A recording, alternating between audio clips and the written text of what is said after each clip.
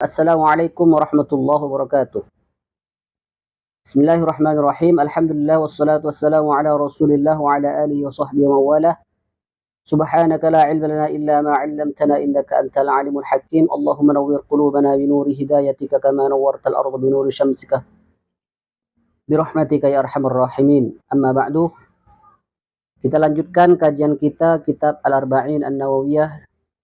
Di kesempatan kali ini kita bahas masuk ke Al-Hadisus Sadis, hadis yang ke-6.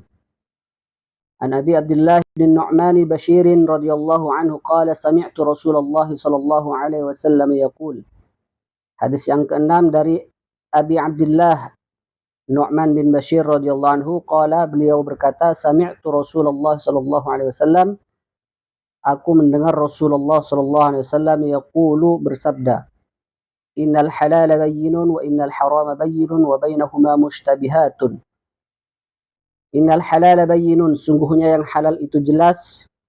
Wa innal harama bayyinun, dan sungguhnya yang haram itu jelas. Wa bainahuma mushtabihatun, dan di antara yang halal dan yang haram itu disebut mushtabihat, hal-hal yang samar, hal-hal yang abu-abu. La ya'lamuhunna katsirun minan nas, yang banyak manusia tidak mengetahuinya.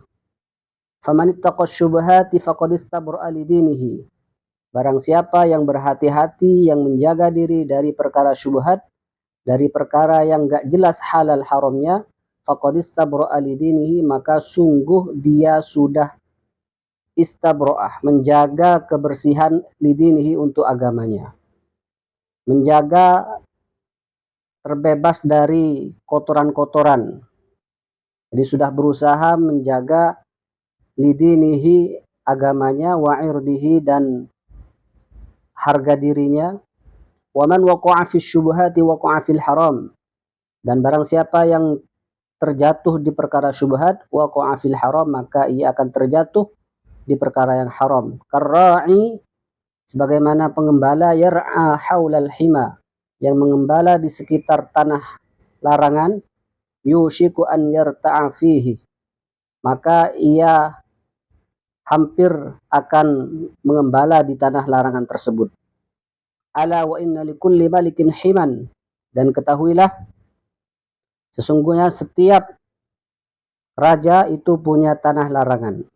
Ala wa inna himallah maharimuhu. Ala wa inna himallahi maharimuhu. Dan ketahuilah bahwa tanah larangan Allah itu adalah hal-hal yang diharamkan oleh Allah Subhanahu wa taala. Ala wa inna fil jasadi mudghatan. Ketahuilah sesungguhnya di dalam jasad ini, dalam tubuh ini ada mudghatan, ada segumpal daging. Idza saluhat, jika segumpal daging itu baik, saluhal jasadu kulluh, maka semua jasad akan baik. Wa idza fasadat, jika segumpal mudghah, segumpal daging itu buruk, fasadal jasadu kulluh, maka rusak juga seluruh jasad. Ala wahyal qalbu, ketahuilah bahwa segumpal daging itu adalah al-qalbu, yang disebut hati. Rawahul Bukhari wa Muslimun. Hadis ke-6 ini diriwayatkan oleh Abi Abdullah Nu'man bin Bashir. Jadi sedikit seperti biasa kita mengenal lebih dekat dengan perawi hadis, yaitu Nu'man bin Bashir, salah seorang sahabat Rasulullah SAW, dan termasuk min sigari sahabah, termasuk sahabat yang secara usia itu adalah usia yang masih anak-anak. Beliau ini, Nu'man bin Bashir, adalah dari kalangan Ansor, sahabat dari kalangan Ansor, dan bahkan disebutkan dilahirkan di tahun kedua, sekitar 14 bulan setelah hijrah. Ya. Awwalu mauludin wulida lil Ansor, bahkan itu bayi pertama dari kalangan Ansor yang terlahir sejak hijrahnya Rasulullah SAW ke Madinah. Ya. Meskipun beliau saat itu masih kecil, artinya Nu'man bin Bashir ini masih kecil, tapi beliau lumayan banyak meriwayatkan hadis. Disebutkan sekitar 114 hadis yang beliau riwayatkan. Banyak sekali Rasulullah SAW itu dikelilingi oleh anak-anak kecil, sahabat-sahabat Rasulullah SAW yang berusia seusia Nu'man bin Bashir. Di antaranya ada Anas bin Malik yang mungkin lebih besar dikit, ada Abdullah bin Abbas, ada Abdullah bin Zubair. Jadi Rasulullah memang disukai oleh anak-anak dan banyak yang berkhidmat di sekitaran Rasulullah SAW. Ada yang tukang bawa sendalnya, ada yang bawa air wudhunya. Begitulah, karena begitu kasih sayangnya Rasulullah SAW, begitu sayangnya Rasulullah terhadap anak-anak, sehingga juga disukai oleh anak-anak. Dan salah satu dari anak-anak sekeliling Rasulullah itu ada namanya Nu'man bin Bashir yang meriwayatkan hadis ke-6 ini. Ya. Jadi saat lahir, jadi setelah melahirkan, ibunya itu langsung membawa bayinya untuk menemui Rasulullah SAW dan minta doa serta minta ditahnik, ya, ditahnik dengan kurma, lalu dimintai doa agar banyak harta dan banyak keturunannya. Jadi ibunya minta doa kepada Rasulullah agar bayi ini nantinya punya banyak harta dan punya banyak anak. Tapi Rasulullah menjawab, "Ama tardaina an ya'isha hamidan aw yuqtala syahidan wa yadkhulal jannah." Jadi Rasulullah menjawab, tidakkah kau ridho kalau seandainya Nu'man bin Bashir ini hidup, ya istilahnya mulia, dan nanti meninggalnya syahid dan dia akan masuk surga. Jadi doanya didoain oleh Rasulullah agar Nu'man bin Bashir ini jadi orang yang mulia dan meninggal syahid. Ya, dan kenyataannya memang meninggalnya Nu'man bin Bashir ini yaitu meninggal ditikam, dibunuh oleh orang-orang kafir yang memang sudah merencanakan pembunuhannya. Ya, wa qutila ghilatan walahu arba'un wa sittuna sanah. Jadi di usia ke-64 beliau meninggal. Nu'man bin Bashir meninggal, terbunuh, ya, karena memang sudah diincar. Karena beliau kan saat itu memimpin daerah Syam, Damaskus, ada Hims yang beliau pimpin, itu wilayah Damaskus dan Hims. Ya, sehingga juga diterbunuh. Jadi sesuai dengan hadis Rasulullah, sesuai dengan doa Rasulullah bahwa dia akan meninggal dalam keadaan syahid, ya, karena terbunuh oleh musuh. Jadi itu sedikit mengenai perawi hadis yang ke-6 ini, yaitu Nu'man bin Bashir radhiyallahu anhu. Kemudian beliau mengatakan qala sami'tu Rasulullah SAW. Artinya Nu'man bin Bashir mendengarkan hadis ini langsung dari Rasulullah SAW. Kita bayangkan bahwa saat itu dia lahir tahun ke-2 Hijriah.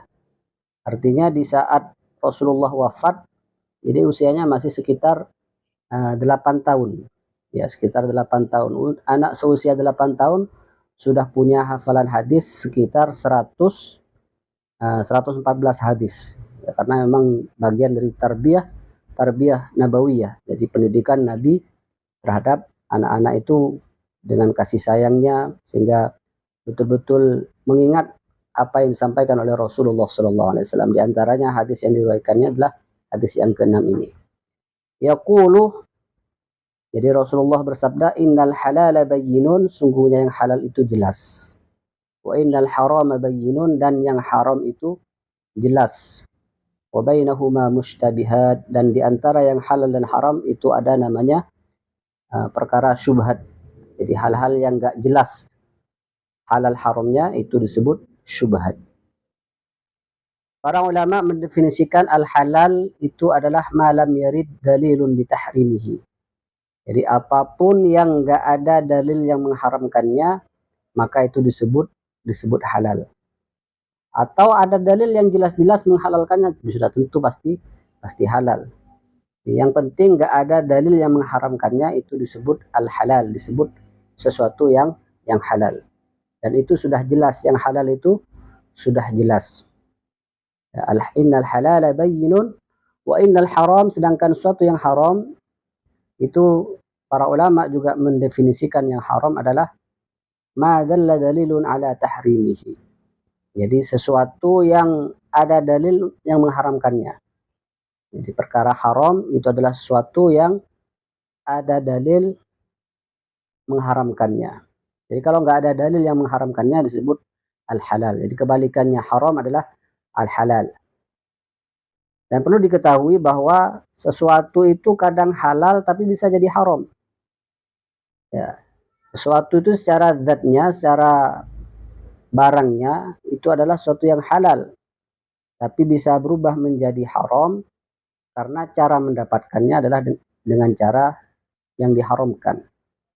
Ya, beras, nasi itu adalah sesuatu yang halal, ikan adalah sesuatu yang halal, tapi kalau didapatkan dengan cara mencuri, mengambil hak milik orang lain, maka itu bisa menjadi haram untuk dimakan. Karena cara mendapatkannya adalah melalui cara yang diharamkan.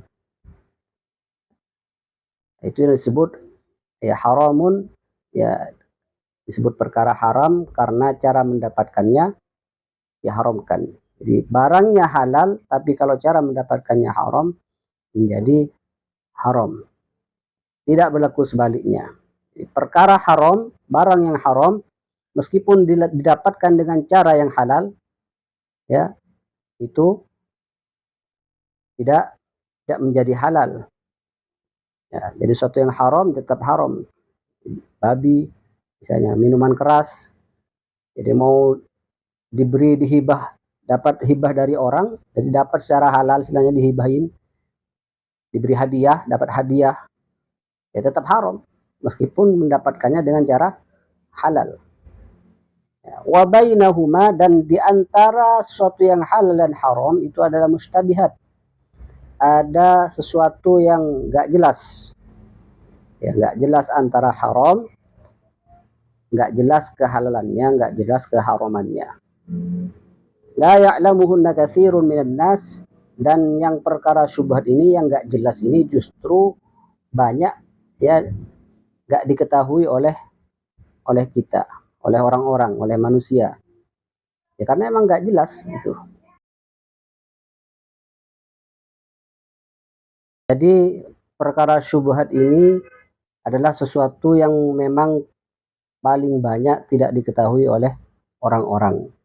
Yang tahu mengenai hal yang syubhat ini adalah orang-orang yang berilmu, para ulama.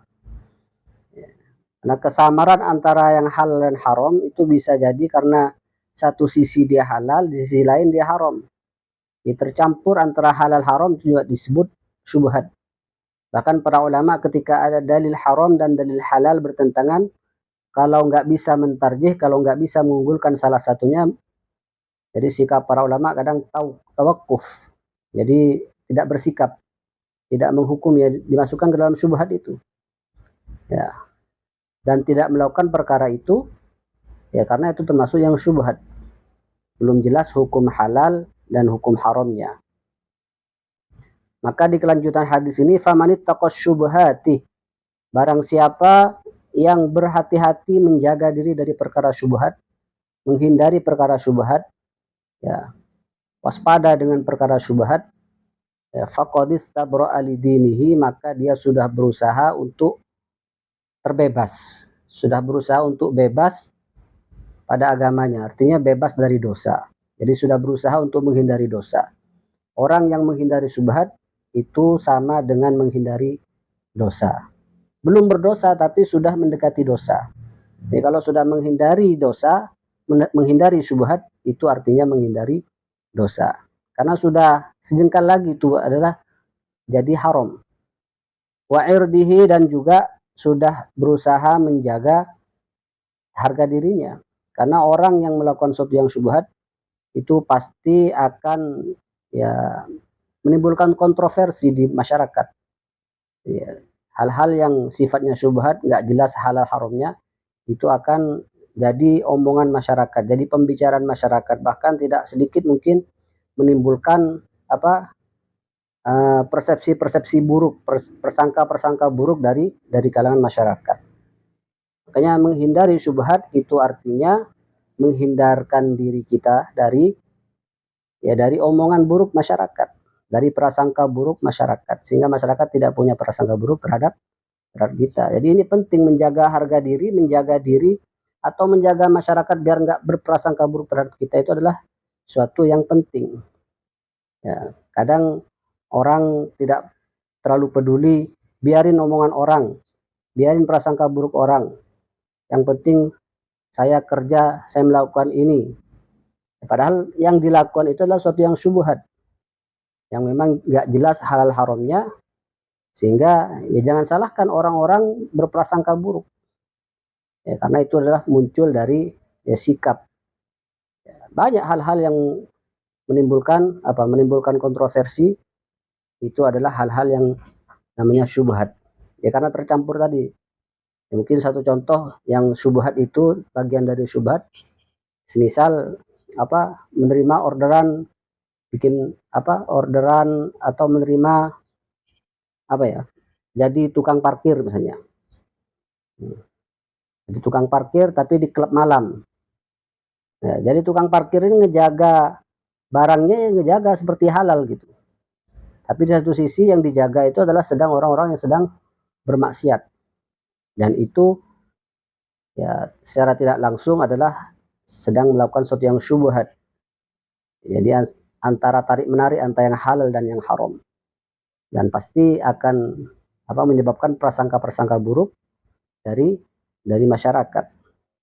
Begitu juga dia tidak akan lama lagi pasti akan tertarik dengan perbuatan dosa yang sudah ada di dekatnya. Makanya di sini Rasulullah SAW memberikan sebuah perumpamaan. Waman waqa'a fi syubhat waqa'a fil haram. Jadi orang yang sudah kecanduan syubhat, yang sudah sering terjatuh dalam syubhat, maka sudah bisa dipastikan dia akan terjerumus dalam sesuatu yang haram. Ya, sudah bisa dipastikan, karena sulit untuk menghindari yang haram kalau dia masih senang yang syubhat. Ya. Sehingga Rasulullah sini memberikan perumpamaan karra'i, sebagaimana pengembala, yar'a haulal hima, dia punya kambing mengembala di sekitar tanah milik orang lain, di sekitar tanah larangan, tanah hak milik orang lain, di sekitar kebun sayur orang. Ya, tempat dia gembala memang halal, mungkin tanah dia, tapi dia mengembala di sekitaran tanah orang yang sedang menanam sayur, itu justru secara tidak langsung dia akan berpotensi besar hewan-hewan ternaknya itu akan memakan tanaman yang ada di sebelah tanahnya, ya, yang ada di tanah sebelahnya. Itu sebagaimana orang yang melakukan syubhat. Jadi syubhat itu seperti itu, mengembala suatu hewan ternak di di sekitar tanah larangan. Jadi di sekitarnya, yushiku an yarta'afihi, maka sudah bisa hampir saja. Jadi peluang besarnya itu akan hewan ternaknya itu akan istilahnya merambah, akan merambah memakan dari tanah larangan tersebut. Jadi ini perumpamaan Rasulullah, orang yang senang dengan syubhat itu tidak akan lama lagi pasti akan jatuh dalam sesuatu yang haram. Ya. Ala wa inna likulli malikin himan, ala wa inna himallahi maharimuhu. Nah, jadi diumpamakan itu tanah larangan itu adalah tanah dilarang itu adalah milik pemerintah atau milik orang, milik malik, milik pemilik, ada yang punya. Dan himallah, jadi tanah larangan Allah itu adalah sesuatu yang diharamkan.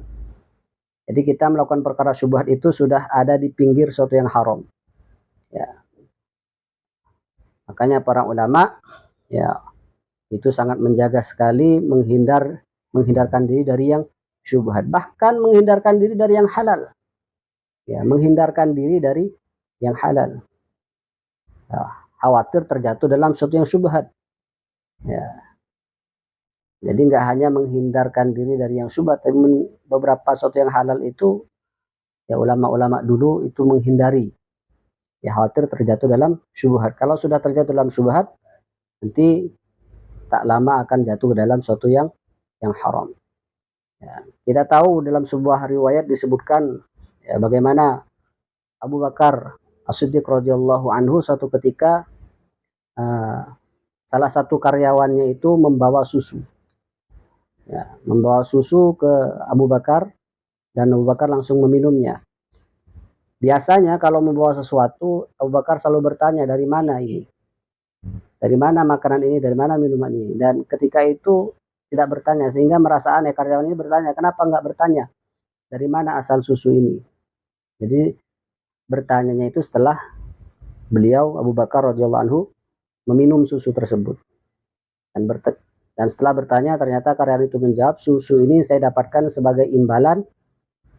Ada seorang di kampung sebelah itu minta jampi, minta diobatin. Jadi saya obatin, saya ruqyah, tapi jampinya pakai mantra-mantra masa jahiliyah. Dipakai apa, mantra-mantra yang masih jahiliyah, dan saya dikasih upah susu ini. Ya. Jadi upah dari hasil ngejampi orang yang sedang sakit. Dan jampi-jampinya yang dipakai adalah jampi-jampi masa jahiliyah. Dan seketika itu juga Abu Bakar radhiyallahu anhu langsung memuntahkan yang sudah diminum dan masukkan tangannya untuk dimuntahkan susunya. Ya. Dan begitu terus berusaha sampai memuntah, sampai seperti kesulitan bernafas. Hingga karyawan ini merasa iba. Kok segitunya gitu, sampai kapan itu? Kata Abu Bakar, seandainya saya meninggal, seandainya nyawa saya pun hilang untuk memuntahkan sesuatu yang masuk ke dalam perutku, ini nggak masalah. Itu jauh lebih ringan daripada saya harus meminum sesuatu yang haram. Karena saya pernah mendengar Rasulullah SAW, kullu lahmin nabata min suhtin fannaru aula bih. Jadi setiap daging yang tumbuh dari sesuatu yang haram, maka neraka itu lebih berhak untuk membakarnya. Dan itu yang dikhawatirkan. Jadi hal-hal yang syubhat itu, apalagi yang haram, kan nggak tahu jadi syubhat. Nggak sengaja masukkan sesuatu yang haram, ya itu jadi syubhat sebenarnya kalau udah dimakan. Tapi karena sifat warok dari Abu Bakar radhiyallahu anhu, beliau memuntahkannya. Selanjutnya, ala wa inna fil jasadi mudghatan. Ketahuilah bahwa dalam tubuh ini ada segumpal daging. Idza saluhat saluhal jasadu kullu, kalau segumpal daging ini baik, maka seluruh anggota badan itu juga akan baik. Wa idza fasadat fasadal jasadu kullu, kalau segumpal daging ini buruk atau rusak, maka seluruh anggota badan juga akan rusak. Ala wahyal qalbu, segumpal daging itu adalah hati. Jadi Rasulullah mengingatkan bahwa sumber kebaikan dan sumber keburukan itu bersumber dari hati. Jadi apa yang dilakukan oleh anggota badan ini, kalau baik, hal-hal baik itu bersumber dari hati yang baik. Ya, lisan, omongan yang baik itu bersumber dari hati yang baik. Jadi semua tangan yang ringan menolong orang itu juga artinya bersumber dari hati yang baik. Tapi kalau sudah hati ini rusak, maka omongannya jadi rusak, pembicaraannya jadi kotor, dan juga tak segan juga ya tangan, juga mulut, lisannya menyakiti orang lain. Itu karena muncul dari hati yang sudah rusak. Karena kerusakan atau kebaikan ya itu muncul dari hati. Kalau hati baik, maka seluruh anggota badan itu akan memancarkan kebaikan. Akan berbuah amalan-amalan yang baik. Begitu juga kalau hati itu buruk, maka akan anggota badan ini juga akan memancarkan hal-hal buruk. Ya, lisan, tangan, mata. Ya, mata yang istilahnya suka dengan keburukan itu bersumber dari hati yang buruk. Ya, mata yang suka dengan kebaikan berarti itu bersumber dari hati yang baik. Begitupun telinga dan seterusnya. Telinga lebih senang mendengar hal-hal baik, ya itu berarti punya hati orang-orang yang baik, hati yang baik. Sebaliknya, telinga yang senang mendengar hal-hal yang buruk, ya ghibah, namimah, adu domba, berita-berita hoax, info-info yang nggak jelas, itu bersumber dari hati yang buruk. Jadi inti dari sebuah amalan badan ini itu bersumber dari hati. Ya tak salah orang mengatakan bahwa apa yang muncul dari lisan itu adalah ya, cerminan hati. Ya, seperti teko hanya menuangkan sesuai isinya. Kalau isinya kopi, maka ya ketika keluar ya kopi. Kalau isinya air putih, maka ketika dituangkan adalah yang keluar adalah air putih. Begitu juga hati. Hati yang baik akan mengeluarkan hal-hal baik. Begitu juga hati yang rusak akan mengeluarkan perbuatan-perbuatan yang rusak. Dan di sini menjadi penutup dari penjelasan halal haram, ini ada kaitannya. Bahwa kalau kita sering melakukan hal-hal yang halal, atau makan makanan yang halal, itu akan menjaga hati kita tetap baik. Sebaliknya, kalau kita senang memakan hal-hal yang haram, itu akan menjadikan hati kita rusak. Jadi kalau sudah hati rusak, bawaannya adalah berbuat hal-hal yang merusak. Ya. Jadi hal-hal yang jahat itu muncul dari hati yang buruk. Ya, karena mungkin apa yang dikonsumsi sebelumnya adalah hal-hal yang diharamkan. Maka para ulama-ulama salaf dulu dikisahkan bahwa Al Hasan Al Basri pernah dawuh, ya, di zaman saya itu saya masih mendapati orang-orang, ya, menghindari perkara halal, ya, bahkan 70 pintu yang halal khawatir terjerumus dalam sesuatu yang haram. Jadi yang halal aja ditinggalkan. Ya, karena itu untuk menjaga hati. Bahkan disebutkan pula di sini seorang salaf, ulama salaf pernah diberikan minum oleh seorang tentara, fasaqani syarbatan fasarat qaswatuha fi qalbi arba'ina sobahan. Ternyata karena dia lupa nggak nanya minuman itu dari mana, ya, sehingga dia ragu minuman itu adalah sesuatu yang syubhat, maka hatinya menjadi keras selama 40 hari. Jadi malas ibadah, malas melakukan hal-hal baik. Itu baru setelah diingat-ingat, ternyata kemungkinan besarnya adalah karena meminum dari minuman yang nggak jelas asal usulnya. Bahkan salah seorang yang masyhur, ulama masyhur, ya, ulama Ibrahim bin Adham, ya, semua kita tahu, yang santri-santri yang pernah ngaji itu tahu yang namanya Ibrahim bin Adham. Ya, beliau sampai nggak mau minum air zam-zam. Alasannya kenapa? Karena beliau nggak punya timba sendiri. Ya, jadi ketika ditanya kenapa kamu nggak minum air zam-zam, karena saya nggak punya timba sendiri. Sedangkan timba yang dipakai di sumur zam-zam itu adalah timbanya sultan, timba yang diambil dari uang negara, kas negara. Sedangkan kas negara itu sendiri bercampur syubhat, diambil dari pajaknya orang-orang yang mungkin kafir, orang-orang yang usaha-usaha haram, orang kafir, atau dari yang jelas yang nggak jelas gitu, banyak yang nggak jelas, atau mungkin dari harta-harta yang nggak jelas asal usulnya, sehingga beliau menganggap hal itu adalah syubhat karena sadar bahwa apa yang dikonsumsi, apa yang dimakan dan yang diminum itu akan sangat mempengaruhi hati.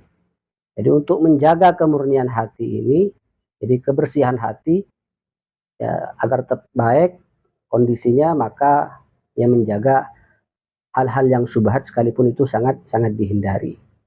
Ya, makanya di sini hadisnya, di penghujung hadisnya, di penutup hadisnya, jadi mengenai hati dikaitkan dengan sesuatu yang halal, yang haram, dan yang syubhat di awal hadis. Ya, karena ada keterkaitan. Jadi ya, orang yang senang konsumsi haram, syubhat, itu akan pasti berpengaruh pada hatinya. Ya, karena memang hati itu kan gizinya dari makanan, sesuatu yang kita makan. Makanya hati-hati apa yang kita konsumsi untuk menjaga hati. Jadi hati-hati dengan apa yang kita konsumsi agar tetap terjaga hati. Ya, kalau sudah terlanjur hati kita sudah keras, berpenyakit. Jadi penyakit hati itu kan serem-serem. Bahkan ya, penyakit hati ini bisa menghanguskan amalan kita. Amalan ibadah kita bisa hangus dalam sekejap. Seperti hasad, dengki itu sangat cepat sekali menghanguskan amalan ibadah. Jadi sepanjang tahun puasa, sepanjang tahun tahajud, berkali-kali, ribuan kali hatam Al-Quran, itu bisa hilang dalam sekejap kalau hati kita berpenyakit. Makanya orang yang selamat itu adalah man atallah biqalbin salim, orang yang esok di hari kiamat itu datang menemui Allah Jadi dalam keadaan hati yang selamat, tidak dalam keadaan hati yang sakit. Sehingga amalan-amalan badan, amalan-amalan fisik kita ya terjaga, tidak hangus gara-gara hati kita berpenyakit. Kalau sudah terlanjur hati kita berpenyakit, ya hati kita keras, maka segera diobati. Ya, segera diobati dengan cara para ulama merumuskan ya tombok hati ada 6. Ya, ada 6. Yang pertama dengan baca Quran sambil ditadabburin. Ya, kemudian juga berpuasa. Ya, orang yang berpuasa itu gampang membersihkan hati, gak gampang marah, emosi jadi terkontrol, terkendali. Kemudian qiyamul lail.